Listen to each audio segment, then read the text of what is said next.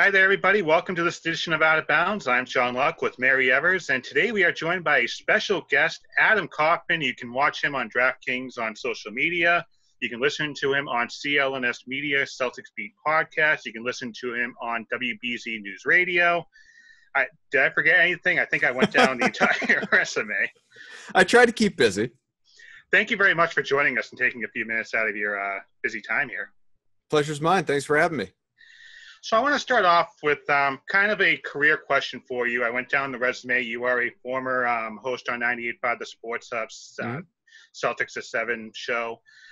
We've had interns and volunteers come through BTV where we produce this show. And a lot of them, they do go through the studio and they do have their own different career paths in television and maybe something else. But a lot of them, we try and drill in the message or try and send the message that you're not going to go ahead and get the 6 o'clock newscast, the 11 o'clock Sports Center job, college game day job right off the bat. You have to kind of have multiple jobs, kind of like what you're doing right now, very successfully working where you work right now. So can you just talk to our interns and volunteers and maybe the interns and volunteers in the future about expanding your goals, expanding your horizon, and having multiple jobs to try and get further down the road? Yeah, I mean, obviously, I guess it's kind of a wide-ranging question, right? There are sort of a zillion things that come flooding to my mind in terms of the types of advice that is worth giving. And there's a lot of it as someone who's, been around for a little while, certainly not as long as some and maybe longer than others. But this is just, I can only really speak to this industry, my career path. I'm sure there's a lot more structure. If you want to be a doctor, right, you go to school for a certain amount of time, and then obviously you have your residency and so on and so forth. You move up the ladder. It's not my industry. The thing about this industry is, for one, you need to be incredibly flexible, and not just in terms of physically and where you are in the world. You need to be willing to move around. You can't necessarily be married to one specific market, or at least, have it be, I know some people that said, I'd like to do this. I'd like to do radio. I'd like to do TV, but my family's all, New England, Boston area. It's Boston or bust for me. And if it works out of school and I'm able to find a niche for myself, terrific. And if it doesn't, I'm going to do something else, because location is more important to me and family is more important to me than where I am chasing this career. And that's great. Like, that's totally fine, to each their own. In this business, more often than not, you need to be willing to move around. Now, that's maybe a little less so now than it was when I was coming up, which I only got out of college, roughly 15 years ago at this point. But, back then you didn't have podcasting. You didn't have all these blogs. You didn't have so many media outlets that you could actually gain entrance into a building back when, we were allowed to do that and cover a game. Life was different, as crazy as it is to say, because it wasn't that long ago, than it is right now. Now, you can say, I'm from Boston. This is where I want to be. I'm going to have a job in, I don't know, public relations or marketing or whatever it may be. And this is going to be my side hustle, my hobby. I'm going to chase it with every ounce of energy I've got when I'm not doing my 9 to 5. And then maybe you're able to parlay that into a full-time job doing what you want to do. And I know people that have done that. That sort of path didn't really exist back when I was coming up. So, I go back to the original advice that I said, and I firmly believe it. I've moved around quite a bit. I have lived in New York and in Michigan, in Texas, in Virginia. I've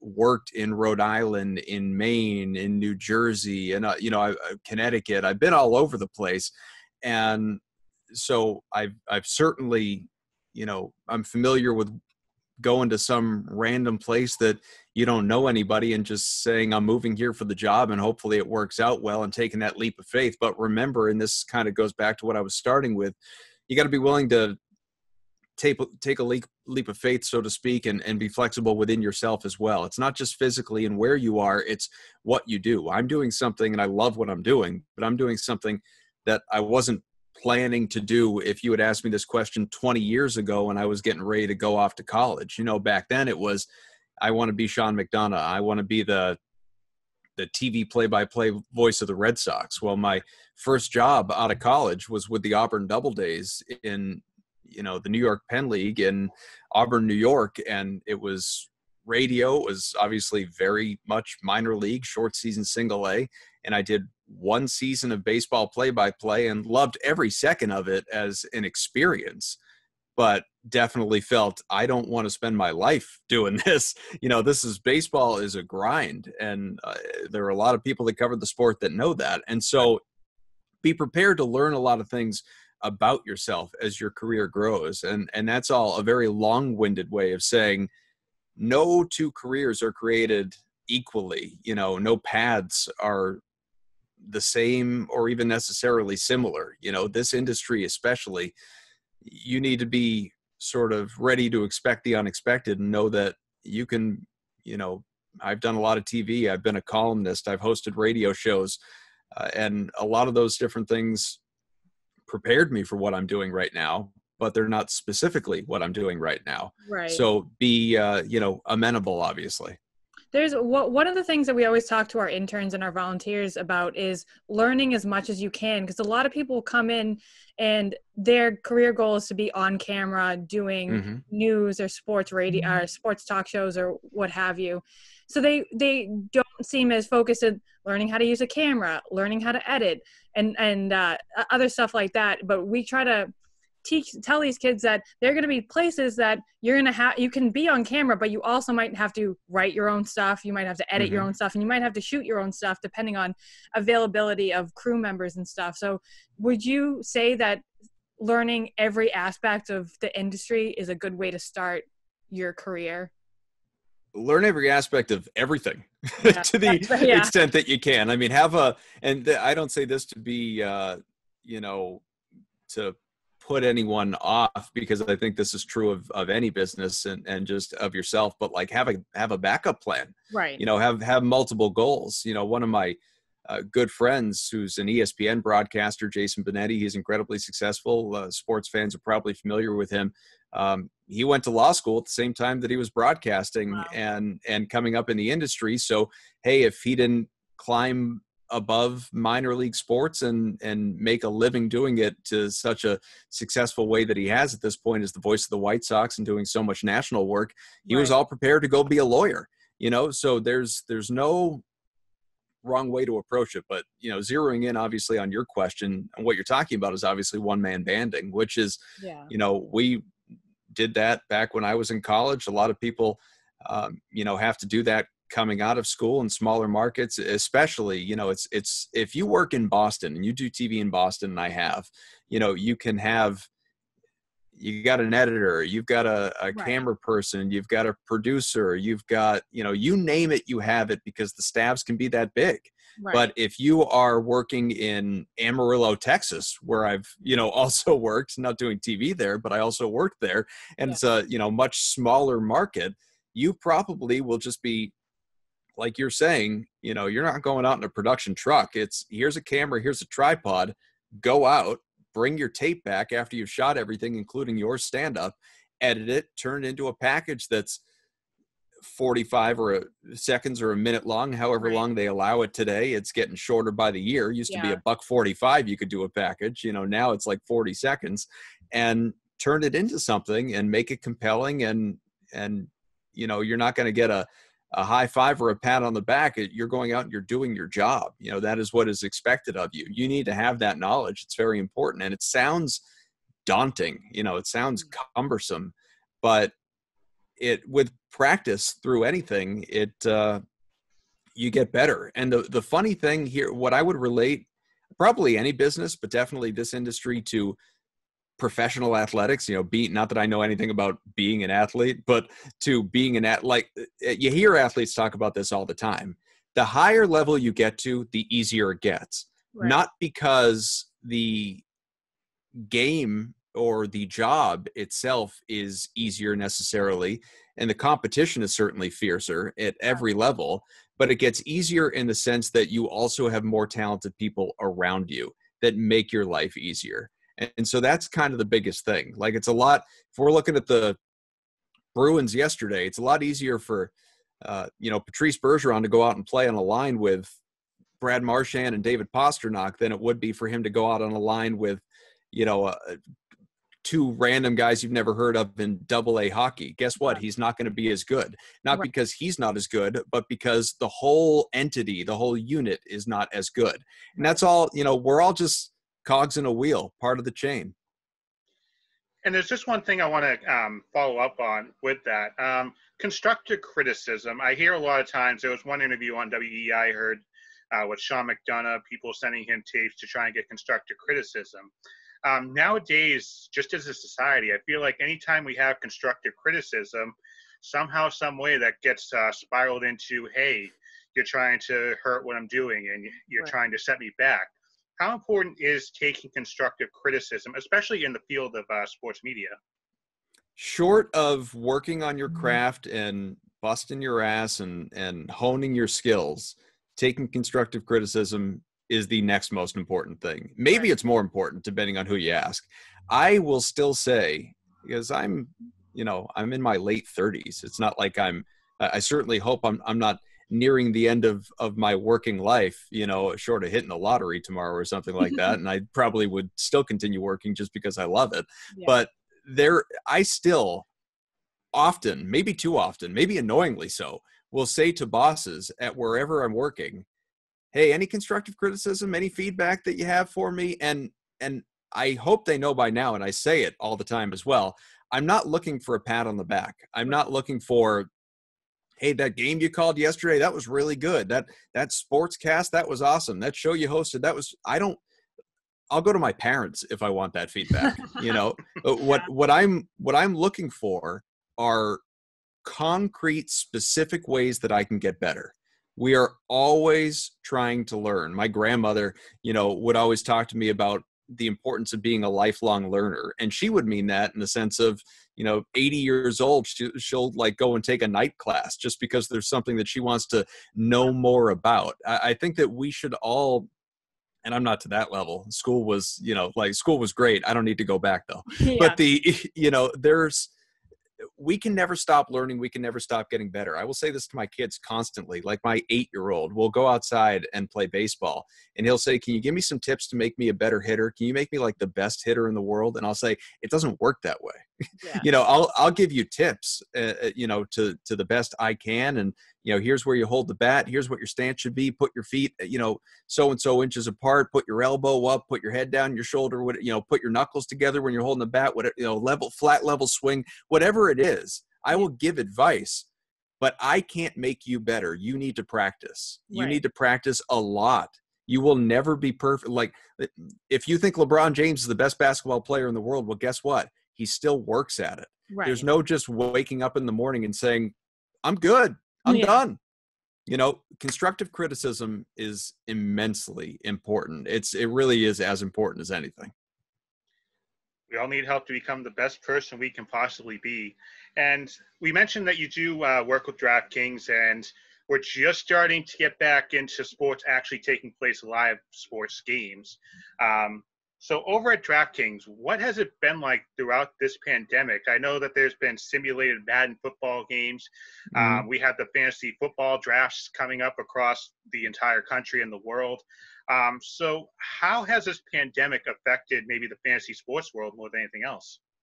Well, I'm not qualified necessarily to speak to a lot of the financial components of obviously the impact of a lack of live sports for the months that we were missing it. And obviously it was just emotionally, mentally, I think I speak for all sports fans. It was strange. It was weird, something that is such a strong part of your life is just all of a sudden missing. Now, on the one hand, I guess it makes time for other things. You're certainly seeing your family a lot more, but it was odd. It continues to be odd. It's weird. I mean, we're seeing these games. We're watching NHL and NBA playoff games in August.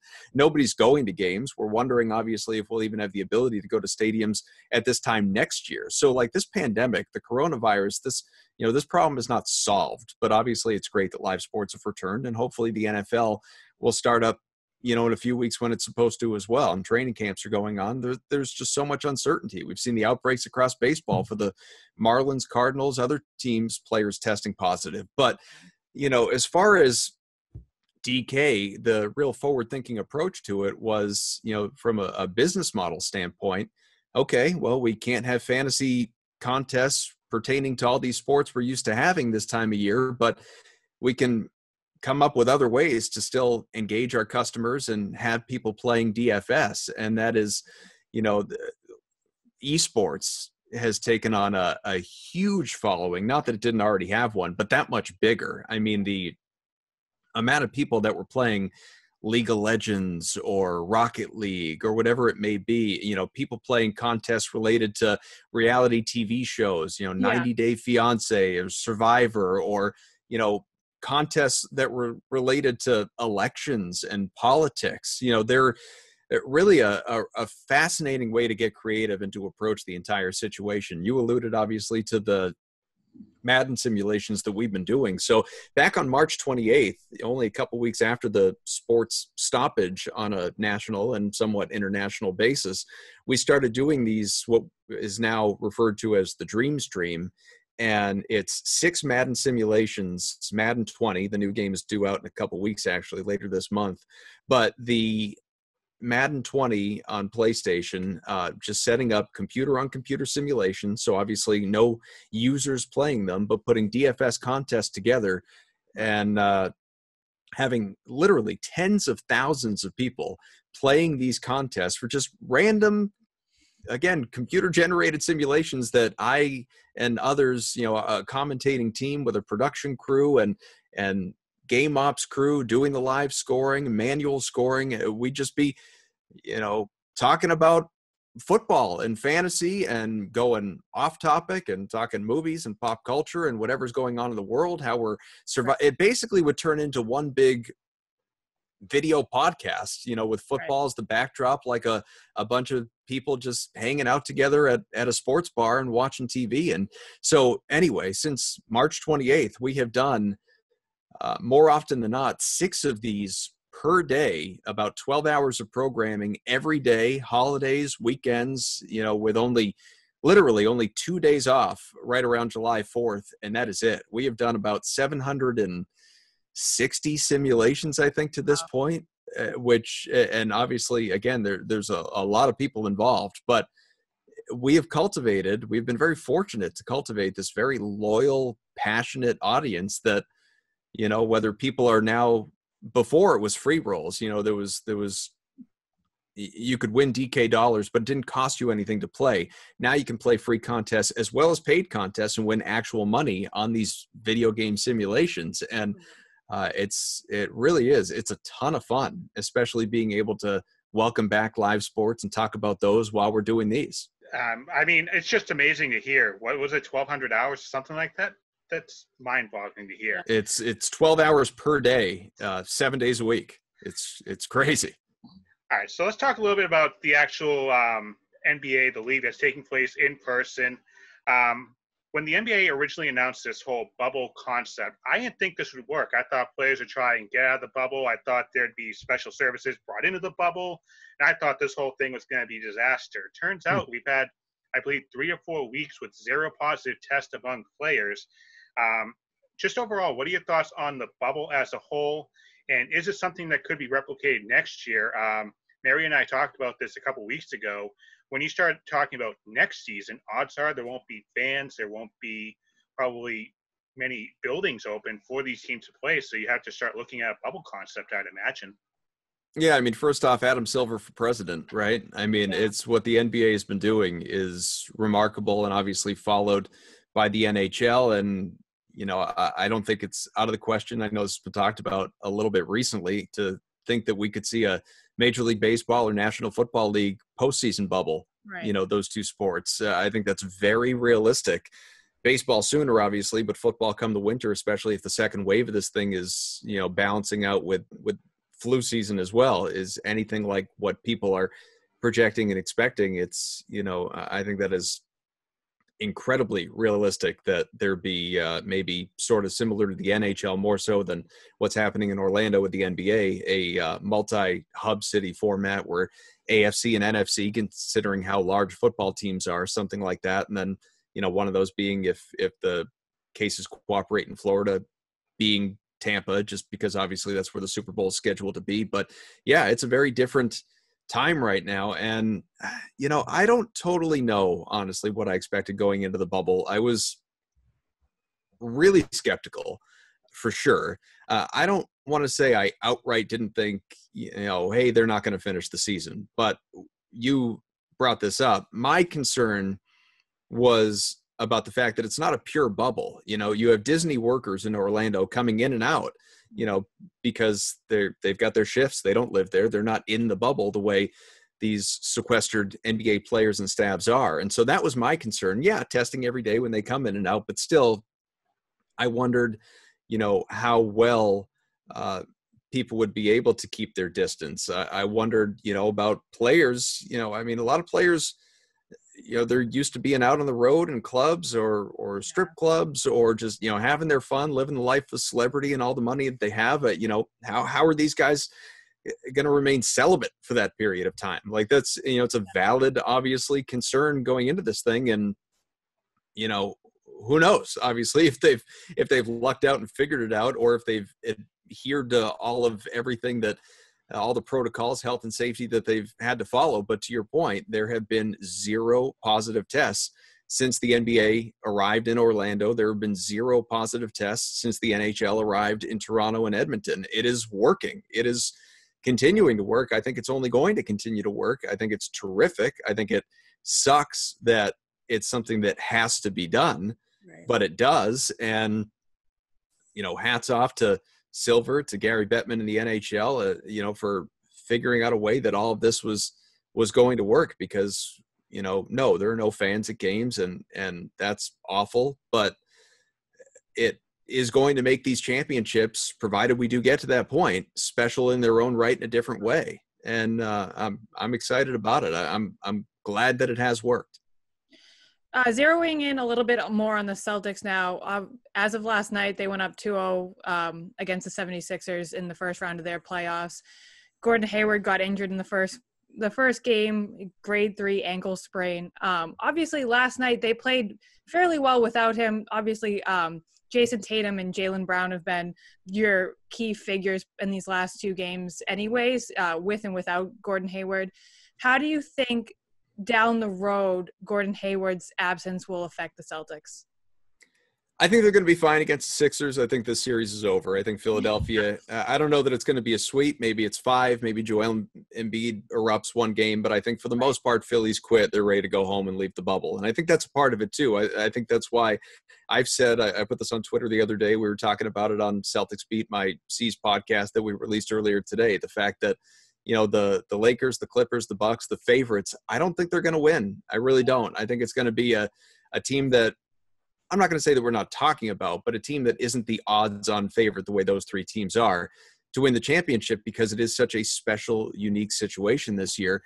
And where Gordon Hayward's injury could get the Celtics in trouble is there are multiple ways. One, the Raptors, if C's end up playing Toronto, the defending champs, albeit without Kawhi Leonard, are going to be a tough out. No question. That is an insanely talented team. A lot of good role players, some good leaders. Nick Nurse is a terrific head coach. That's a tough out for sure. But also, there is as balanced as the Celtics are, there is a lack of balance when you don't have a guy like Gordon Hayward. Danny Ainge, I think he's right to call it this. He said it was it's a devastating injury not having him, because, his usage numbers may not be as high as the Tatums, the Browns, the Walkers of the world, but he is so remarkably efficient. He accepts his role, thrives in it. He is a dynamic two-way player, arguably the best two-way player they have. By that, of course, I mean the ability to, be a playmaker on offense, as well as obviously thrive defensively. Right. And, what we've seen the first 2 games, and I'm averaging it out, although it's pretty much true even without doing that, you've seen Jason Tatum go for north of 30. You've seen Jaylen Brown and Kemba Walker each hit for 20+, and that has happened both games.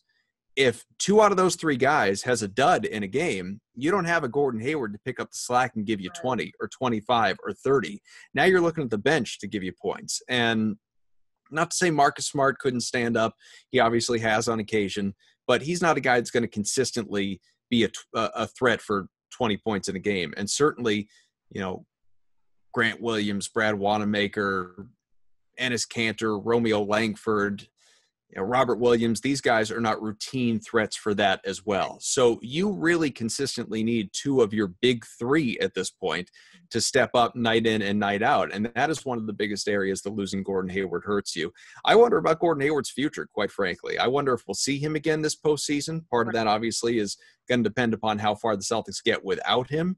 But remember, he was already planning to leave the bubble with a fourth kid on the way to go and be there for the birth, and nobody would fault him for that. But will there still be basketball to come back to at that point? Will he still be healthy, or will he be healthy enough with that ankle sprain, which is wildly unpredictable? As you said, it's grade 3, it's severe. Will he be able to come back? And then come the off season, I assume he's going to opt in, but does he get traded potentially? I'm not certain that he plays another game in a Celtics uniform, quite frankly. Yeah, and I think that's especially with this injury and obviously the injury he received 6 minutes into his career in Boston.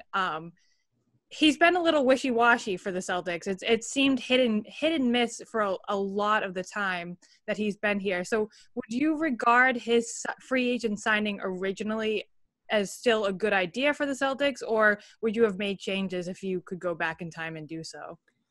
No, great idea, bad result. The signing to this point, it's not over. Again, he'll opt in. He may very well be on the team next year, and maybe he'll actually be healthy for a full season and be the guy that everyone wanted him to be when he arrived and for the past 3 years. But to this point, he has been a bust of a signing. The problem is it's not his fault. Yeah. There are some freak injuries in there, including the one that he just suffered with Daniel Tice, a teammate, landing on him. Obviously, freak is freak come, that one that effectively cost him the first 2 years in a Celtics uniform when he shattered his leg opening night there in Cleveland. So it sucks. He seems like a really good dude. We know he's a good, talented player. He was an all-star there in his last year in Utah, and people were excited about him coming and playing under Brad Stevens, reunited with his old college coach, and let's unlock him and see him take his game to even another level. And how exciting is this going to be? And it just to date has not worked out, which again, not his fault. It's not like a guy that got paid and came and mailed it in, or, there are guys who are busts because of a lack of performance. He hasn't been bad when he's played. He just hasn't played nearly enough. He was really good this year. He averaged like 18 and 8. He just missed 20 games, and now he's out for potentially the rest of the playoffs. And again, I can't say it enough because there are a lot of people that are critical of Gordon Hayward. That is not his fault. It's just the way this has gone. But if you go back in time, that it's absolutely a signing that you make again. And, you also have to remind yourself, it's not like Celtics were trying to decide between Gordon Hayward and player X for the same money, and they went with Hayward, and it hasn't panned out, and look how that guy has gone and done so well elsewhere. It was Gordon Hayward or nobody. Right. So why wouldn't you sign Gordon Hayward? Financially, I think one interesting decision coming up is Jason Tatum. And this season has been ridiculous for Jason Tatum compared to where he was last year. His performance in the bubble going into the pandemic break, a lot of people were saying that he has a potential to be a top 10 player in the NBA. And I've even heard some people compare him to Kobe Bryant. Are we pumping his tires a little too much here when we talk about Jason Tatum, or are these accolades that he can actually be recognized for? Well, I'll ask you, have you been watching him since he was named an all-star? Because he's looking like a superstar to me. And I think a lot of people feel that way. He is immensely talented. I think he has shown that anyone with any concerns about where he was at last year playing in Kyrie Irving's shadow was, an anomaly compared to what his potential is. Blip on the radar, obviously, of a setback, if you even want to call it that. I think he would prefer to say he took a step forward, and statistically he did volume-wise, but averages, only tell so much of the story. This year, he has been a superstar. He is absolutely a top 10 player in the NBA. He, on some nights, is a top 5 player in the NBA this season. Can he be that for the long term? He's 22 years old. I certainly think he can be, but a lot of things need to go right as well. There's no question financially he's going to get paid. He's going to get a max contract. The Celtics would be foolish to haggle with him at all. And Danny Ainge is smart enough to know that. Pay the man his money, as John Malkovich says in Rounders, and he's going to go out there and keep getting better. I did not think he was going to average 20 points a game this year. I figured he'd be close, 17, 18, 19, he'd be better than last year, but shattered that number. What did he finish with, 23 or 24 a game? And here to start the playoffs, he's setting new career highs each night. In terms of his personal achievements, he has been incredible, and absolutely a superstar in the making. And honestly, while I don't put him quite at that level, Jaylen Brown may not be far behind. Right. One of the other things I noticed about Tatum, especially last night, was not only how well he was playing, but how good of a leader he has become as well. Because we saw him early on in the game, after the Celtics were down for a while in the first quarter, he was the only starter on the court with the rest of with a bunch of the bench players. And that was how they came back from the early deficit that they had. And then when Jason Tatum was off the court, he was hyping up his teammates, making sure they all knew that they were doing really well. So I think that as well as he's playing on the court, his off the court performance has also become leaps and bounds among a lot of players in the league as well. Yeah, I totally agree. He's, he is a kid who's getting more comfortable in his own skin. Mm-hmm. A lot of guys are going to be timid as rookies. Anyone would be timid trying to be in, that giant just aura that surrounded Kyrie Irving for all the wrong reasons during his time in Boston anyway. And, Jaylen Brown would try and basically speak out against it, and it didn't always go so well for him. And Tatum, especially having a relationship with Kyrie Irving, both, Duke boys and similar representation, and just, they would, they were friendly. To what degree, I couldn't tell you, but I think he just kind of, sat back and this is my role. He just kind of accepted where he was at, now. And I said this, I tweeted this out yesterday because somebody was talking about the difference between Kemba Walker and Kyrie Irving. Well, it's amazing how drastically a team's culture can change when the head of the snake gets a drastic makeover, obviously. And that's exactly what happened. And, as recently as yesterday, hearing Jason Tatum asked about the difference having a guy like Kemba Walker there versus what they had over the last couple of years. And it is, when you have a guy there, you were talking, John, about pumping Jason Tatum's tires, on a national level, which absolutely does happen. Yeah. Well, it's happening within the team often now. Kemba Walker goes out of his way, no matter how he plays, well or otherwise, to talk about how great Jason Tatum is, how great Jaylen Brown is, how these guys aren't just the future, they're the now. They are the next step to this. If this team is going to win a championship, those guys are going to be very important pieces of that path. And we're seeing it pay dividends immediately, obviously, here in year one with Kemba, the humble superstar, as opposed to Kyrie, the egomaniac. And it really does make a significant difference. And Tatum has talked about it, just having a guy that's always rooting for them, rooting for everybody, lifting up everybody around him. And I think it's a lot easier to thrive out there on the court and develop some of those leadership skills on your own as well when you have that type of person around you. Right. And then finally for me, Brad Stevens recently signed a contract extension. Now, for team policy, I guess they didn't announce the actual terms. But lifetime. Right now, I think it's lifetime. There you go. Hang that banner up there, hopefully. Brad Stevens right now is fourth on the all-time winningest coaches in Celtics history with 318. So realistically, he can get up there right behind Red in number 2. Since the rebuild here, when Pierce and Garnett got traded, how important of an impact has Brad Stevens made on this team as far as the on-floor person? Oh, I mean, the impact. I'm a huge Brad Stevens fan. I was a giant fan of his at Butler and was ecstatic when they hired him. And he is just, I was never a big Doc Rivers guy. I think he is an overrated head coach. I think he's a great manager of egos, and I think there was a lot of value in that, winning a championship back in 2008, putting 3 guys that, were all very individually accomplished together, and Garnett, Pierce, and Allen, obviously, but had to buy into a certain team philosophy, and Rivers created it and cultivated it and massaged it and made it all work. And with help from Tom Thibodeau, who's gone on to be a head coach in this league, and the defensive structure, they put it all together, and it was magic. It was awesome. It was a wonderful window that, quite frankly, could have been even better if not for injuries there, especially to Garnett. But for Brad Stevens, you needed a guy to come in who was much more of a basketball savant he's as smart a basketball guy, an X's and O's guy as you will come across. And he eats, breathes, drinks, sleeps, talks, everything. It's basketball. It's always basketball.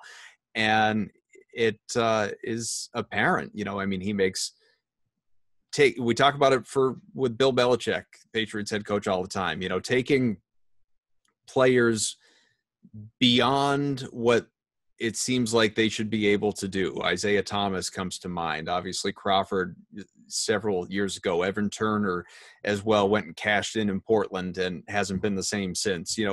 People thrive under Brad Stevens. And those are just a few examples. Obviously, there are many, many more in the 7 years that he's been in Boston at this point. He simplifies things.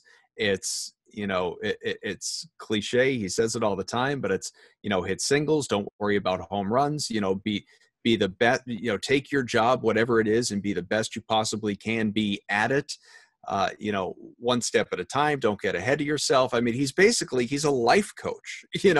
And he's also a head coach and a basketball tactician.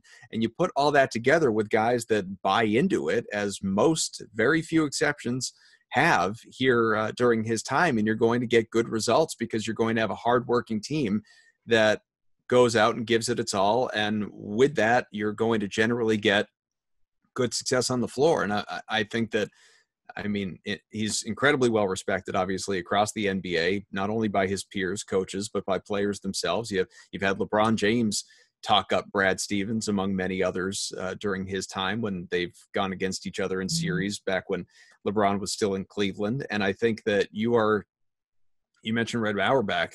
Brad Stevens, nor anyone, quite frankly, in modern day, is ever going to touch what Red did at a championship level. But I wouldn't be at all surprised if he stuck around long enough to ultimately become the all-time wins leader for the Celtics. He's got a ways to go. He has many, many more years to go to achieve that. I think he's at least 450 wins behind Red still. It's going to be a while, but he's going to get past Heinsohn. He's going to get past Doc. He's going to be on Red's coattails within a couple of years. And then from that point in time, if he keeps, winning, they keep winning 50 plus games a year for however many years it is. I don't feel like doing the math. They're, as long as he continues to succeed and they're in contention, they are contenders annually. He's not going anywhere. I don't think he wants to go anywhere. It's not like he's rushing back to college or anything like that. And so the wins are going to keep coming. He's a huge, huge part of it.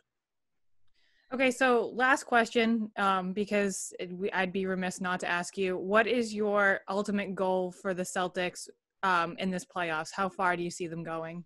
Well, the goal is always to win a championship, right? Yes, that's what you're looking for. But realistically, I would have said going into the bubble, I would have said that I think conference finals are probably the best case scenario. And maybe I still feel that way only because of the Hayward injury. And I do worry about that impact. I'm not one of those people that is making light out of it and looking at what we saw in game 2 and just what a perfect night that was, and assuming that every night is going to be that way, especially when you get into the next matchup. I just don't think that's the case. But, is this a team that is capable of getting to the NBA Finals and winning a championship in this environment? And again, going back to Brad, having someone like that in your ear constantly saying, we really do. If we want this more than the other guys, if we want this more than the next team, we can achieve it, because with no home court advantage, no fans, no families around, no travel, a lot of it, it doesn't just come down to talent anymore the way it usually does in the NBA in the playoffs. Now it really does come down to will to win in part. And I think that's going to be a big part of it. who wants to get out of the bubble and get back to normal, and who is willing to sacrifice. Right. And I think Brad Stevens has these Celtics willing to sacrifice. And for that reason, coupled with obviously the talent and the ascension of a lot of these players, Tatum and Brown especially, I think they could reach the NBA Finals. But it would really help to get Gordon Hayward back. Yeah. Just to spite me, they're going to win Banner 18 this year just so I can't go to the parade and watch the Celtics finally win another championship. Yeah, so virtual duck boat parade. It's going to look just like this, like what we're doing right now in the Zoom window. It's for 1 million fans or more. Safer and more sober for Boston people. Adam Kaufman, thank you very much for joining us here on Out of Bounds and giving us some career advice and also some Celtics advice as well as we get set for the playoff chase here. My pleasure. Hopefully I didn't talk your ear off. You're good. Thank you.